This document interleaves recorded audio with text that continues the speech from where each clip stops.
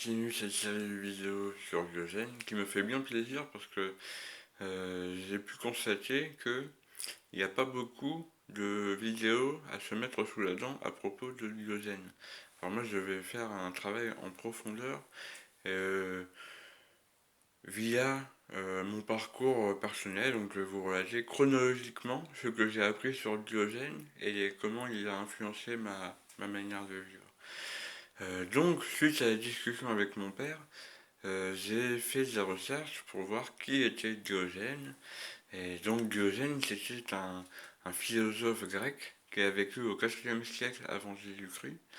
Euh, et il est connu pour avoir un mode de vie très très simple. Du coup, ça, je vais vous dire, la première chose sur laquelle je suis tombé, c'est Wikipédia.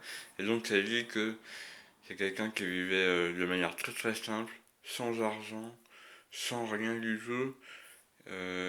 Il mendiait et il disait qu'il fallait se rapprocher de la nature.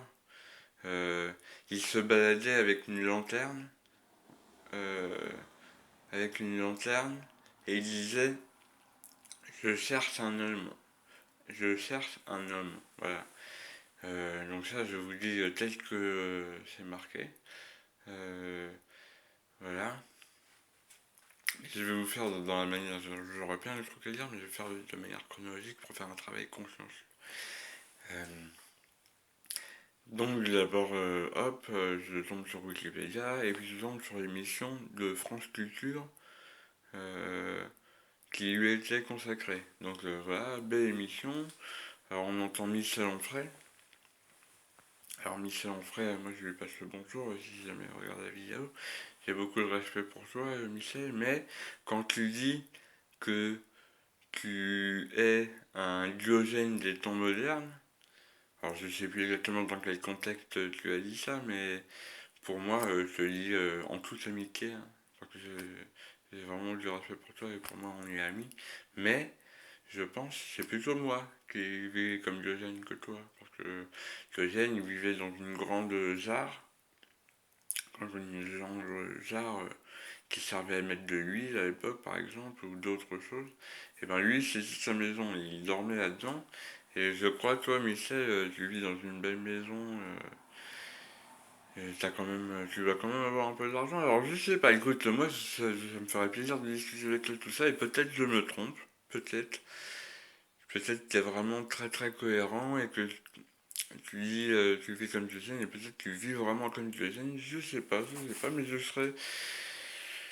Voilà, bon, j'ai déjà aussi entendu dire que sur la notion de propriété, que tu es plus proche de Aristote de Cyrène.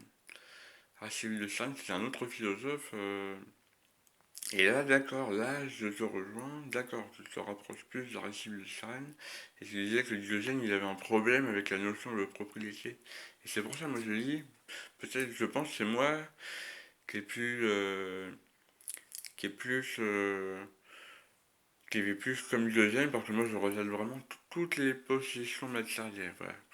Mais que ce soit bien ou mal, c'est pas la question. Moi, je dis pas ceux qui pensent pas comme moi, ils sont de sombres abrutis. C'est juste, moi, c'est comme ça. Bref. Euh, voilà, je regarde l'émission de France Culture. Alors, on entend Michel Onfray, on entend. D'ailleurs, Michel Onfray, il avait fait une autre dans son université populaire. Il avait fait une émission spéciale. euh, où il parlait de Diogène, et j'ai vu, elle a été retirée il n'y a pas longtemps. Donc ça, c'est une raison de plus, parce qu'il n'y a pas beaucoup de contenu sur Diogène, une raison de plus. Pour moi, je prends de mon temps et ça me fait plaisir pour vous partager mon savoir à propos de Diogène. Donc voilà, France Culture, c'est gentil, quoi. Ça va pas trop en profondeur dans la philosophie de Diogène et comment ça peut influer sur notre mode de vie. Donc ça, c'est ce que je vais vous raconter dès la prochaine vidéo. Alors je vous dis à tout de suite, les amis.